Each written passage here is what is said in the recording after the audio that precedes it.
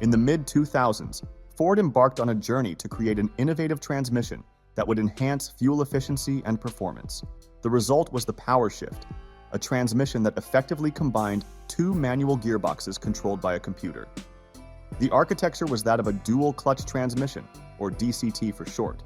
Dual-clutch technology wasn't exactly new when Ford introduced the Powershift in 2010. Porsche developed a prototype DCT known as the PDK in the mid-1980s for their 962C race car.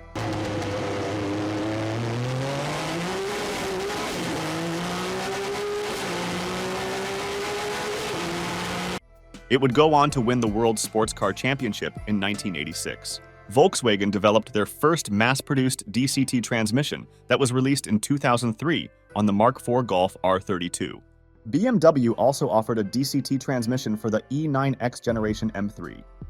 While the German competitors had used their DCT transmissions for performance, Ford was marketing the Powershift as an economical option.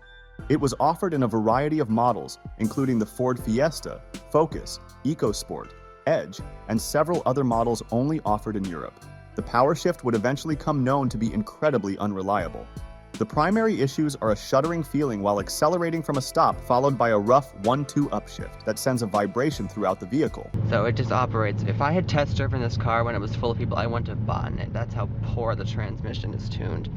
It's so much worse than a Volkswagen DSG. The only time this transmission operates perfectly fine is if you drive like an old lady. It hesitates to downshift. It's really clunky when you're going on and off the throttle. And even when you come off the throttle, you get a second little bump from the drive line. It's very poorly tuned. Owners have reported replacing clutches, output shafts, and entire transmissions. Ford faced several class action lawsuits due to the Powershift's many problems in 2016. So what happened at Ford that would lead to such a disaster? Well, we need to first understand how the Powershift came to be. Development began when Ford partnered with Getrag, a well-known German transmission supplier, to engineer the new transmission sometime in the early 2000s. The first generation of the Powershift was called the 6DCT 250. If you like the feel and efficiency of a manual transmission, but aren't interested in the whole clutching and shifting part, you'll love the available Powershift 6-speed automatic transmission, a smart and sophisticated solution for changing gears. It used dry clutches engaged by electric motors and hydraulic actuators. With Powershift, there are no fluid pumps, transmission coolers, or conventional hydraulic control systems. In their place is an innovative dry dual-clutch shifting system with smart computer control, lighter weight, and huge efficiency gains. It's important to note that the German competitors at the time were using wet clutch DCT transmissions, which bathes the friction discs in hydraulic fluid, offering smoother engagement and less jerkiness compared to a dry clutch system. Since Ford was advertising the Powershift as economical, they decided to use dry clutch technology for its better fuel efficiency capabilities. The 6-speed variant had two individual 3-speed transmissions working together in parallel. Each clutch controls 3 of the forward gears. This first generation of Powershift was first introduced in Ford's European market on cars like the Ford Puma, Kuga, and Galaxy. It would later come to America in the Ford Fiesta and Focus models in 2010. Initial reviews of the Powershift were positive, noting its swift, seamless shifts and enhanced acceleration compared to conventional automatics, all of which are characteristics of DCT transmissions. For instance, the Powershift-equipped Focus Titanium received praise for its brisk shifts and lively performance.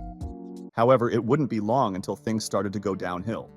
Customers soon began complaining the transmission was jerky and not what they were accustomed to from a conventional automatic. You may drive carefully, you may not drive carefully, it doesn't matter at all.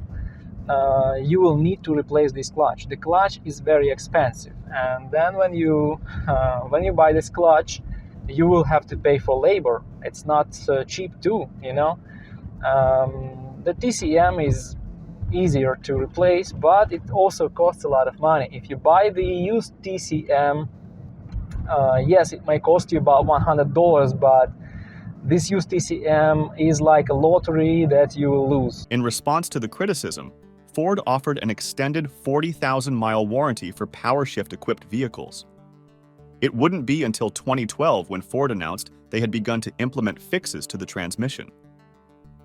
Some of the fixes included oil or grease entering the clutch housing, a problem that would result in poor performance, and a poor electrical grounding connection that would result in erratic behavior like RPM surges and random shifting into neutral. However, Ford's improvements didn't fix all of the issues.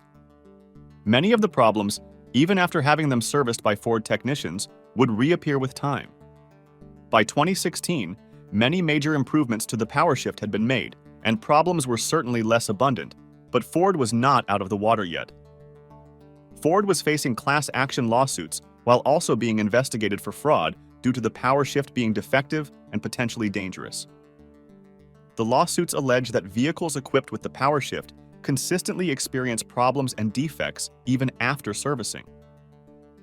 Ford has claimed that the defects were caused by either a faulty throwout bearing or input shaft and rear main seals that leak fluid onto the clutch, causing it to slip even while fully engaged.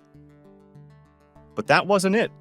It would also come out in the lawsuit that the transmission control module contained its own array of faults, including faulty connector pins, shifter motors failing, and a poorly connected main ground wire due to paint on threads or an incorrect bolt being used during assembly.